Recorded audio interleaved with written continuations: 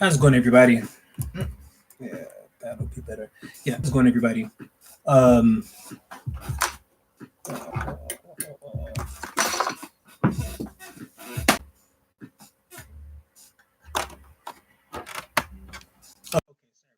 how's it going, everybody? I have a small idea, small topic. Um, I, sorry, I'm getting kind of lost. My thought process in regards to the pages I've been reading, and of course, I've been pretty indignant about it, but it just kind of surprises me how personality and also self-esteem really leads someone down rabbit trails.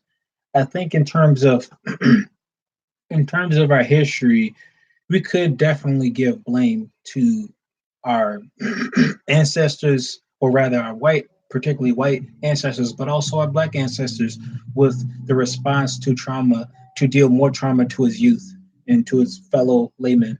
Um, and so I think the problem is not only an external one that has to do with our American forefathers, but also our black forefathers.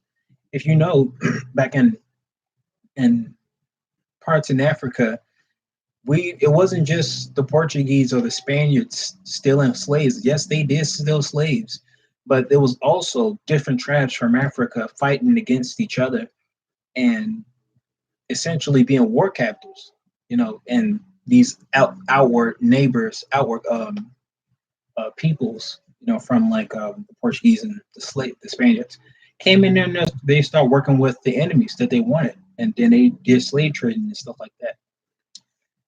So again, this isn't just a white issue or black issue. It's more so of a human issue, and the problem I really do have, especially in terms of this book, it's not really the book itself. It's very compelling to read, but my problem is more so the internal aspects of the Emma Lou, and it's this idealization of the best people, the perfect people, rather than a good person. And it's not that you can't make up your desire for attraction. You're attracted to especially things that are affected in your earlier years. And especially in response to it positively. But I think having a sense of self-worth is very important, and I think that's very important. That should be something that's promoted in the black community, is promoting self-worth. That's one reason why I'm not too quick to condemn the youth in the media, the youth in hip hop culture, because they're simply expressing themselves in a similar sense as rock and roll did.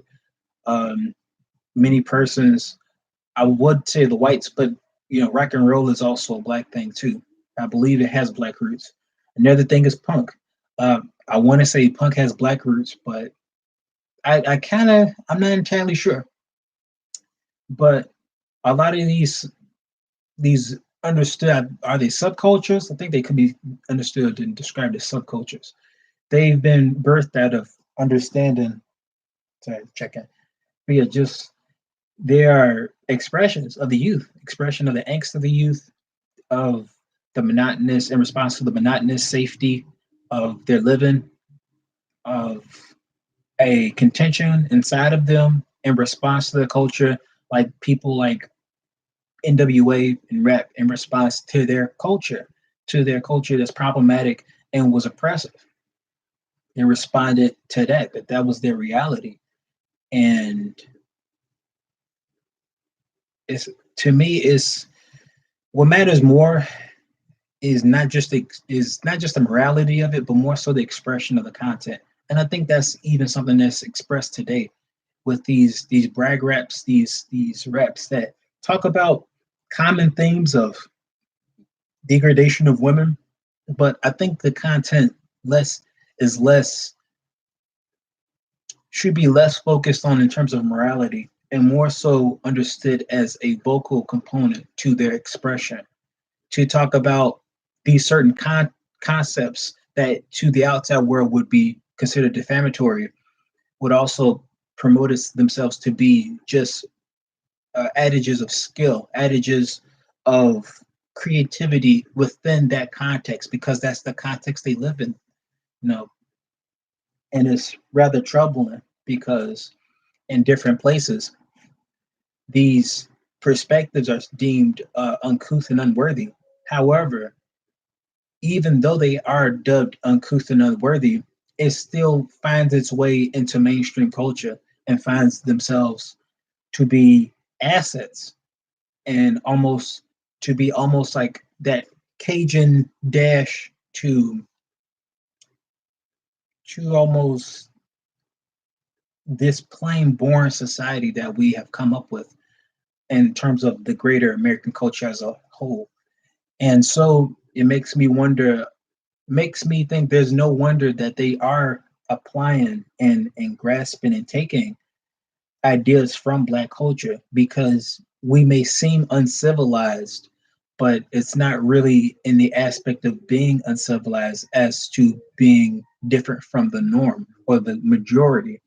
Now, given we're minorities, we do have many things to take from it. And given that we are African Americans, the post survivors and descendants of slaves with a stripped culture, with stripped cultures, we now live in something that's completely different and something that's very fresh, but not just very fresh, but also I believe what is it, DJ Kool Herc?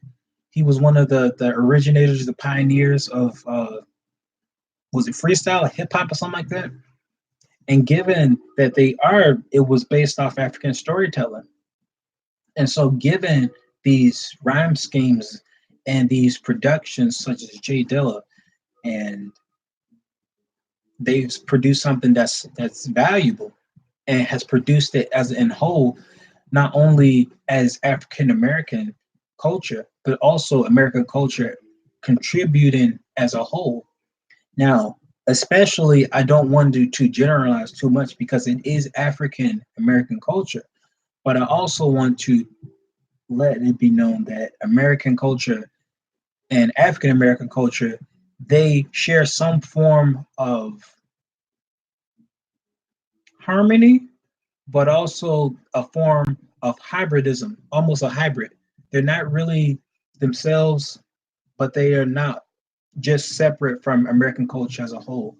So I think that it's very important to understand that America, you have your culture, but Black America, you have your culture as well. So that's all I got.